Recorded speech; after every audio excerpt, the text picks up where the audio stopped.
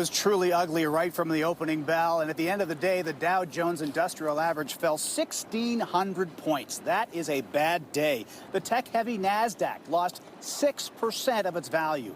And here in Toronto, the main index dropped about 4%, almost a 1,000-point drop. You don't see that very often here. Investors just were not happy about the extent and scope of these tariffs. They didn't think they would be as severe as they are. And there are worries now, of course, about inflation and a global economic slowdown. And then there's also the huge impact the tariffs are having on some Asian manufacturing countries that make clothing, for instance. Some Canadian retailers that have clothing outlets in the United States are taking big hits today. Lululemon was down 10%. Vancouver-based Aritzia was down 20%.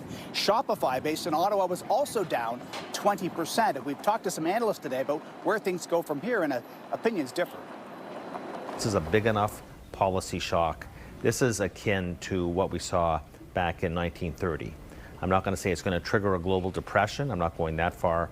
But this is big stuff with lots of unknowns. It's not a full-blown panic right now.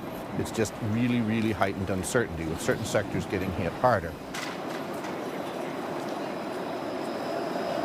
Of course, automakers like GM and Ford, they were down about 4 to 5%. Stellantis was down 8%. Oil fell the most since 2022. Alberta-based Suncor, that company was down 7% today. And the U.S. dollar, as you mentioned, it took a bit of a beating today.